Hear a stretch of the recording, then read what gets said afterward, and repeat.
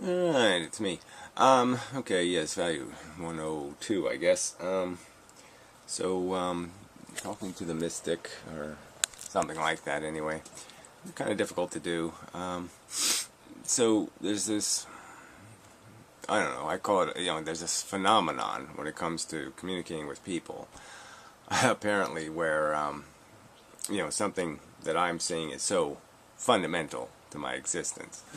Consciousness, the fact that there's stuff going on in this thing called the brain, and it's producing stuff all the time. It's producing all my movements, it's producing thoughts, it's producing emotions, and it's producing crude sensations that are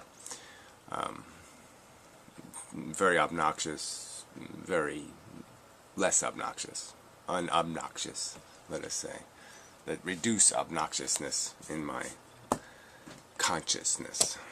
And so having a conversation with these other people that have this thing, and we have completely, apparently, a different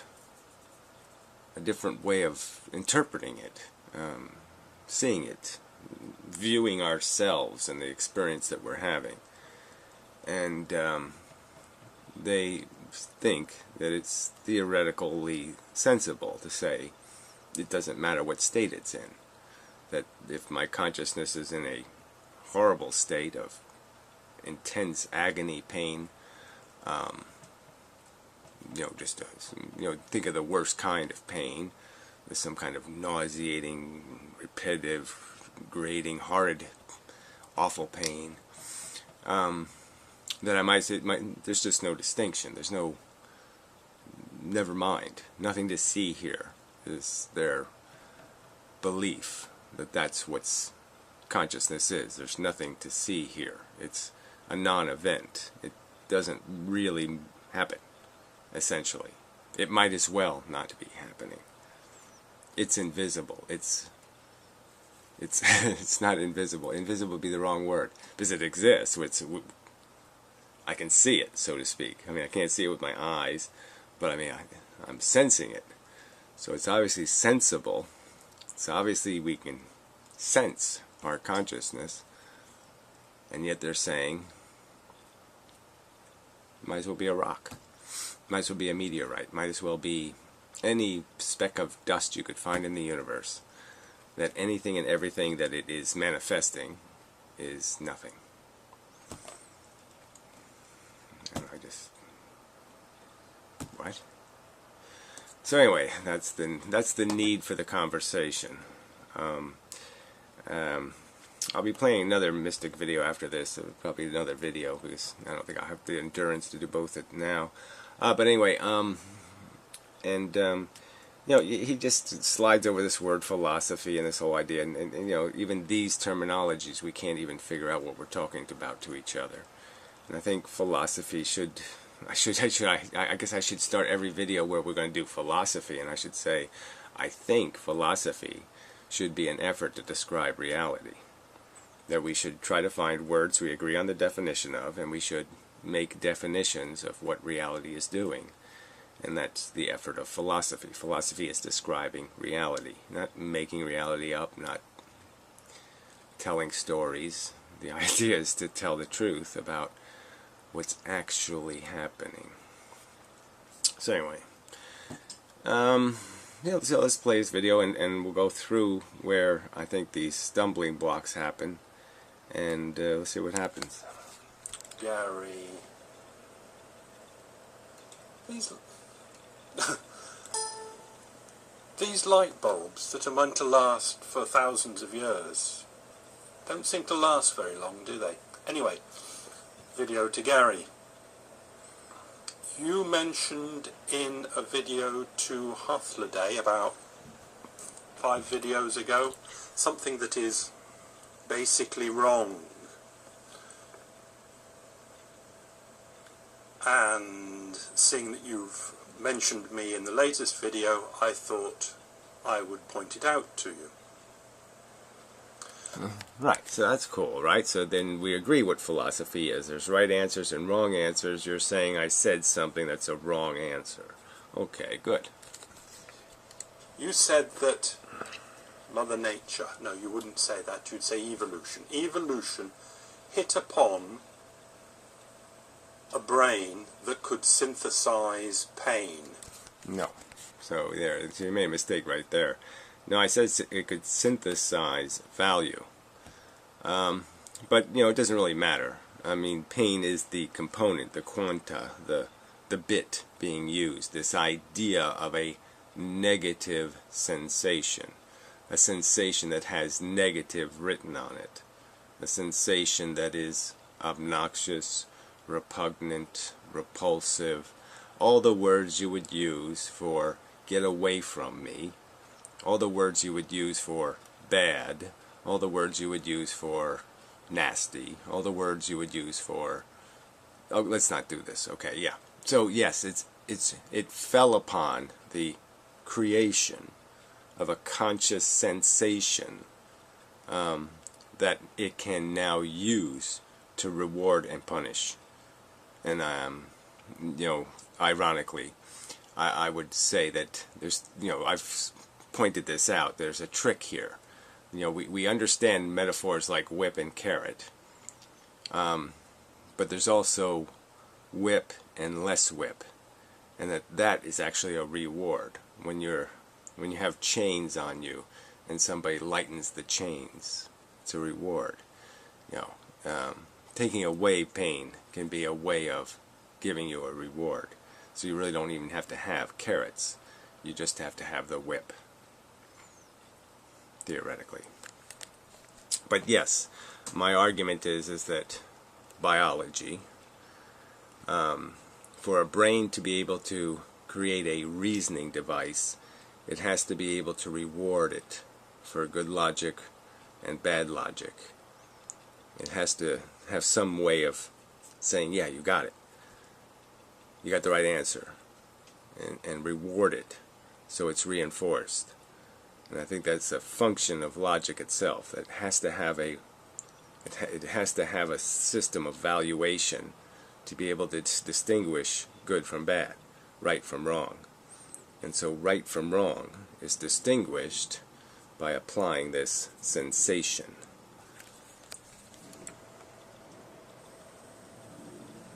I'd have to dig the video out to say exactly how you said it, but then went on to say the thing that's wrong. You said that the brain could synthesize pain, but somehow accidentally had hit on this thing which wasn't just synthesized, it was real pain. Yeah, so I'm making the argument that the rules of a logic device, the fact that a logic device needs some way to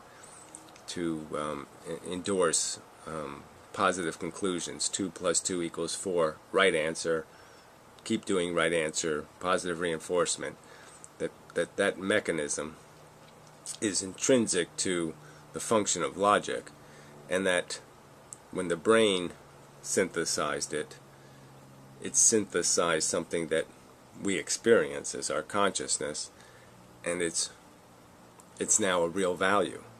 It's not just a computer program.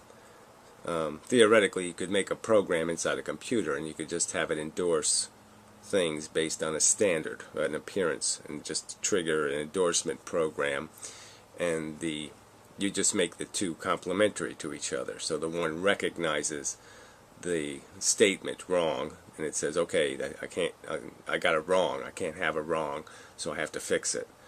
That kind of idea, well, that's just too, I'm saying it so simplistically that people won't understand what I'm saying.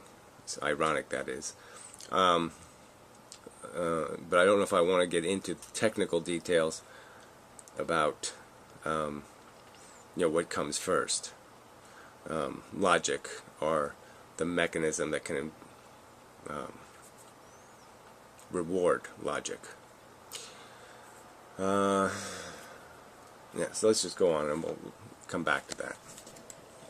So we have two concepts, synthesized pain and real pain. Yeah, see, that's not what we have. That wasn't my video. My video was real value.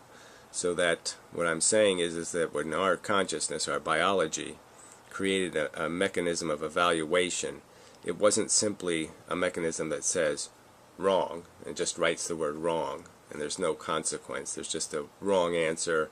Now another program runs because wrong came up instead of right, and so now it does the wrong thing instead. You know what I mean? It does what wrong means. Our biology, the wrong has an actual bad component to it. It's not just that it's wrong, it's that it's bad. It put bad on it. It put a negative, real event. Okay? The real event is our experiencing of pain. It's a real event. It's bad, intrinsically and fundamentally. And it's now the creation of something meaningful, substantive, substantial. It's not a computer going, ouch, on the screen. It's not some meaningless expression of wrong, like me just writing in big letters here, wrong. That would be meaningless. When our brain says wrong, it says it with an experience that is fundamentally and intrinsically bad, wrong, hostile, grating, irritating, negative, right to its core. And that's the difference. It's not just a wrong answer. It's a bad thing in and of itself. Synthesized pain is the only pain there is. Real pain is just a concept that's been invented by the Gary brain. Yeah. Again, experiences, I'm not inventing experiences. My brain is producing experiences. So, again, what part are you talking about? You're talking about the me that is the programs analyzing the programs, or are you talking about the programs themselves? So right there we're in a little bit of trouble in this conversation. But clearly, the experience isn't something Gary's thinking programs has much to do with. They come from the biological mechanism, and the experience of the sensations. I don't really get to editorialize. They speak for themselves, so to speak. I don't really get to make it up. Okay, the sensations are intrinsically and fundamentally what they are as experiences. You can't misinterpret them. They're bad and good all the way. Sorry about the reflections. The brain hit upon synthesized pain. The brain hit upon a synthesized concept of I. Yeah, well, that's really not the subject, this I thing. So, again, I don't really want to argue this I thing. I'm talking about a brain as a container that produces conscious experience. Now, you want to change that into some other conversation, well, okay, but I don't want to go there. Clearly, brains have individual conscious experiences. You're not experiencing what I'm experiencing right now, and I'm not experiencing what you're experiencing right now. They're not directly connected in any way whatsoever. They are containers. They are machines, and each machine produces its own conscious thing. And yeah, my concern is what's happening in the individual consciousness, the individual machine that's producing the illusion of consciousness, the function of consciousness, and that function is real. We know the difference between me unconscious and me conscious. Me conscious does things and experiences things. Me unconscious doesn't do things and doesn't experience anything. The brain hit upon a synthesized concept of feeling. The brain hit upon a synthesized concept of I feel pain. Again, but it didn't do it the way you're describing it. It doesn't just I feel pain as just stupid words. I mean, an experience is different than just words saying I feel pain. It doesn't mean anything. Feeling is different than talking about feeling. the word I feel. Okay, those are just words. Feeling is feeling. Words are words. All of that, the I, the feel and the pain, are all synthesized by the brain. How could it be anything? Yes, they're all created by the brain. You want to say it's all synthesized. That's another word for something being made or manufactured. The question is the substance of it. And your argument is that it has no significant substance. That a computer saying ouch on its screen, the computer could just write ouch. That event, in your figuring, is the same as my consciousness creating the sensation of ouch. And I'm saying they're obviously different. It's a huge magnitude of differences. And I don't know how you can possibly say the differences are not meaningful, not relevant, not substantial, not in any way worthy of notice.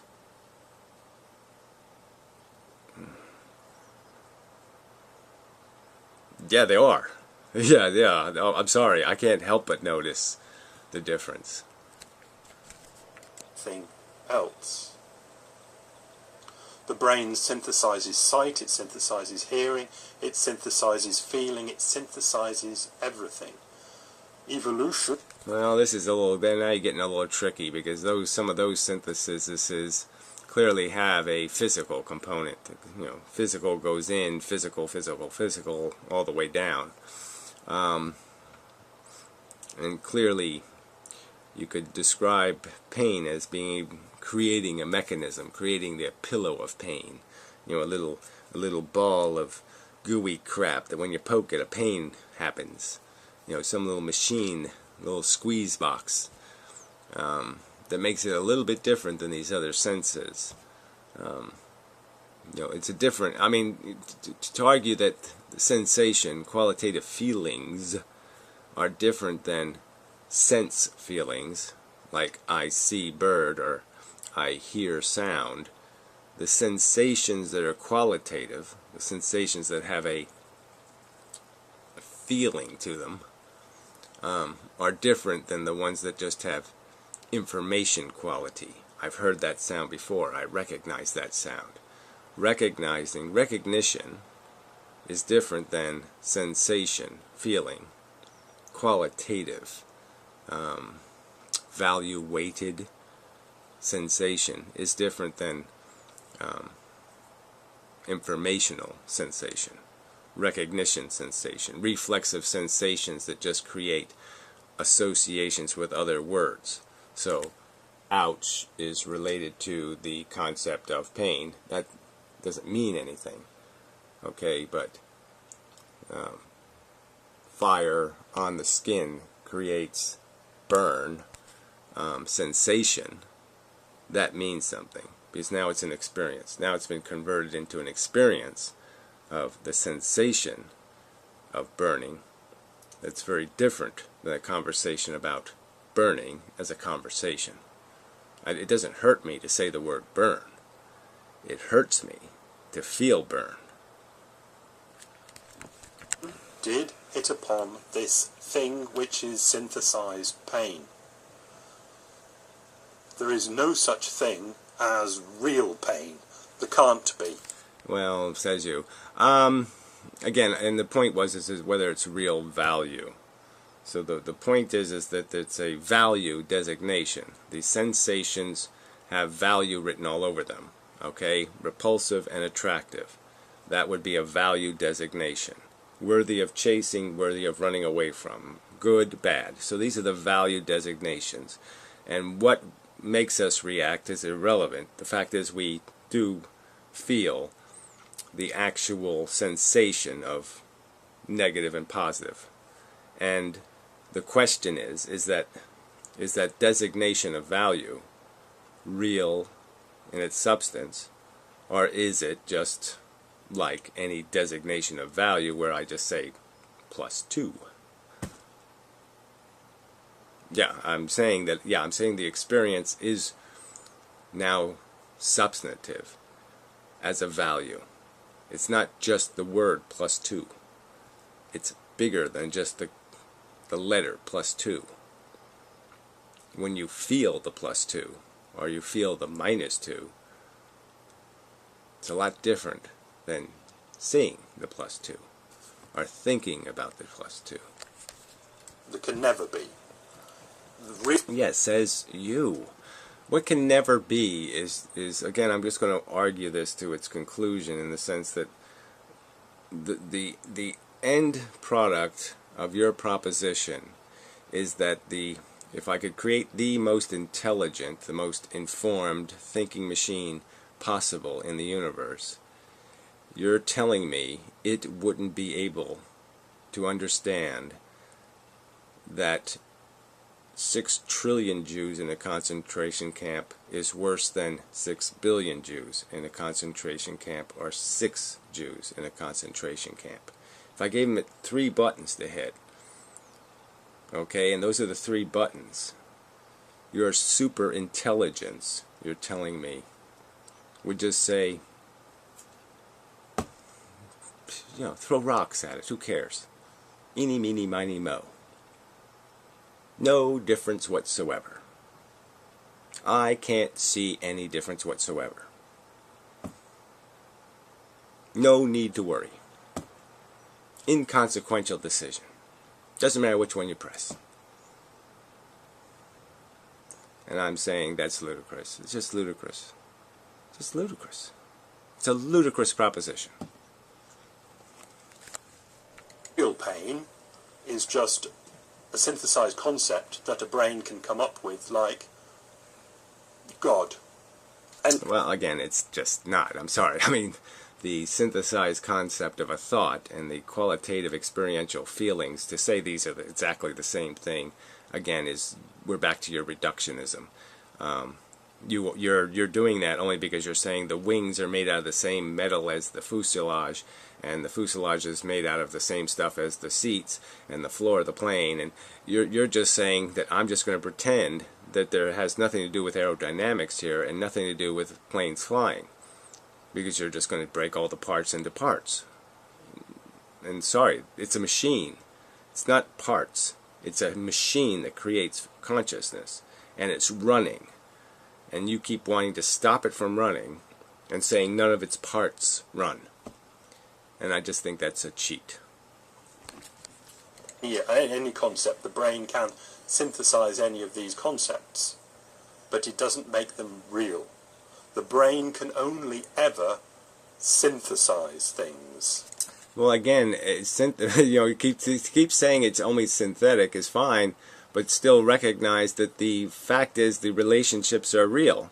So it's recognizing real relationships, it's putting 2 plus 2 together, it's building Empire State Buildings. I mean, it's doing, as a practical function, it is producing a product which is understanding of a mechanism, understanding of how to manipulate something, or understanding of some other kind of thing. So the associations are real in the sense that they have accurately modeled what's in the world. And all I'm suggesting is in part of its modeling, its model of the world that's created in consciousness. When it's doing scientific stuff, it does that fairly well, but when it's doing this real life thing, it modeled real, like there's a good outcome and a bad outcome, by creating real value, by creating sensations. So the sensations aren't in reality, they aren't in the model of reality, but they are in the model our brain is creating of reality. And those real sensations are what has now created the reality of value. I think that was said fairly well. But yeah, it's another one of those, somebody's going to have to listen to that very carefully to get it right. Do you get that? No, I don't. Again, I'm not going to play the, I'm thinking of a red fire truck is the same as I'm experiencing getting run over by a red fire truck. No, it's not the same function of the brain. It's not the same process. It's just stupid to say, oh, this is the same as that. Experiencing getting run over by a fire truck is the same as thinking about fire trucks. No. Simple statement of synthesized me saying fact. Yeah, you saying fact, again, that I can't possibly comprehend as a fact that all of this is the same and it's all just rock falling downhill. So again, I just don't buy the argument that all of this is just rock falling downhill, because it wouldn't be all of this then. And again, I don't know if it could possibly even be well, I mean, this speculation could go on for an awful long time about trying to figure out how you create the synthetic value. Until they do the AI thing in a really good way, where we can see the relationship. Well, how does the brain get rewarded for proper thinking, being rational, being right, and all that kind of stuff? We haven't really built one of those yet. And then there would be the question: are we creating the same problem in the computer? Would it be possible to make a sentient computer? And wouldn't that be incredibly dangerous?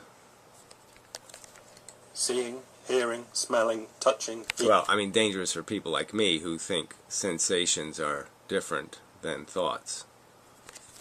Feeling, emoting, are all synthesized by the brain.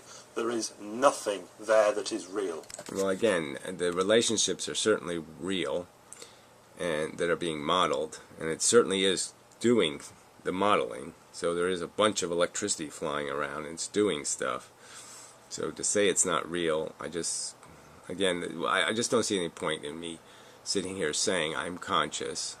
I'm just getting over a cold, so I do have lots of misery in my head, and to pretend the misery isn't there. I'm not really miserable. I'm not really feeling these repulsive and negative sensations. Come on. You can take it to, well, if they aren't real, then what is real? But then I'd just say something along the lines of welcome to 17th century philosophy. I really don't care about that kind of crap. So again, I don't know, that isn't really an answer to me personally. Okay, so you think that's some sort of hook you can pull out and say, look, because these guys 300 years ago were all trying to figure out whether they're in some kind of matrix or something. Well, that's their problem. I see it as incredibly irrelevant. Doesn't matter what we're in, and I'm still going to go with the Einstein statement, regarding time. It's one hell of an illusion. Doesn't really matter if it's an illusion. It's one hell of an illusion. And I think Einstein was basically conceding that, yeah, it doesn't have any reality unless you have distance and movement. There is no time without distance. So yeah, doesn't have a place. It's a byproduct of. Well, sensation is a byproduct of. And it's as real as it needs to be. It's being created by the device. The device is certainly creating it to say that we are not conscious, and to say there isn't a difference between conscious and unconscious, I think, is just insipid. But let's not go there. Just stay with the obvious basic fact that the brain can only synthesize things. There is no real concept. Right. Steel can't fly. So yeah, the wings in the plane are made out of steel or aluminum, let's say. Aluminum can't fly. Therefore, planes can't fly because the wings are made out of aluminum. I mean, this is just, sorry. I mean, sorry, that's just too Too simple. Concept of real. Real is just a synthesized, made-up concept. Well, I'm not even going to play with that one. I mean, obviously, I think matter is real. I think the universe is really real.